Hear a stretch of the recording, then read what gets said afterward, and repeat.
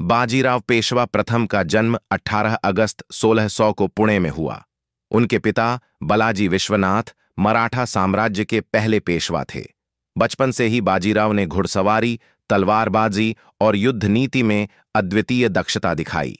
उनका मन किताबों से ज्यादा रणभूमि और योजनाओं में लगता था। 1820 में जब वे मात्र 20 वर्ष के थे, छत्रपति शाहू महाराज ने उन्हें मराठा साम्राज्य का पेशवा नियुक्त किया।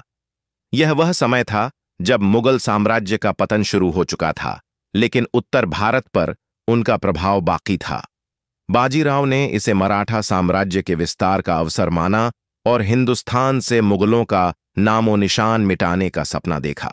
बाजीराव की सबसे बड़ी ताकत उनकी तेज और लचीली सेना थी, जिसे हल्की घुड़सवार सेना कहा जाता था। इस सेना के दम पर वे बिना ज्यादा समय गंवाए दूर दूर तक छापामार हमले करते और वापस लौट आते। उनकी रणनीति दुश्मन को असमंजस में डालना और अचानक प्रहार करना थी, जिससे वे लगभग हर लड़ाई जीतते रहे।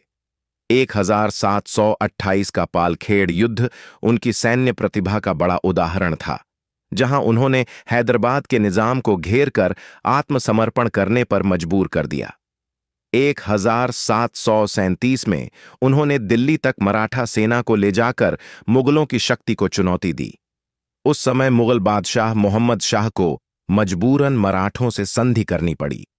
व्यक्तिगत जीवन में बाजीराव की शादी काशीबाई से हुई थी, जो अपने स्नेह और निष्ठा के लिए जानी जाती थीं। लेकिन उनके जीवन में मस्तानी नाम की महिला का आगमन एक महत्वपूर्ण और विवादास्पद मोड़ था।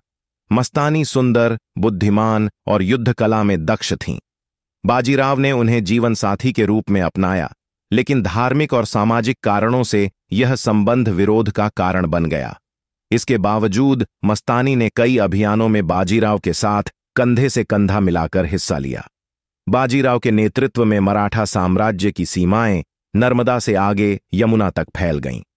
उन्होंने न केवल भूभाग जीता, बल्कि मराठा गौरव और आत्मविश्वास को भी नई ऊंचाइयों पर पहुंचाया। दुर्भाग्य से 1740 में एक उत्तर भारतीय अभियान के दौरान रावेरखेड़ी, मध्य प्रदेश में उन्हें बुखार हो गया। 28 अप्रैल 1740 को मात्र 40 वर्ष की उम्र में उन्होंने अंतिम सांस ली।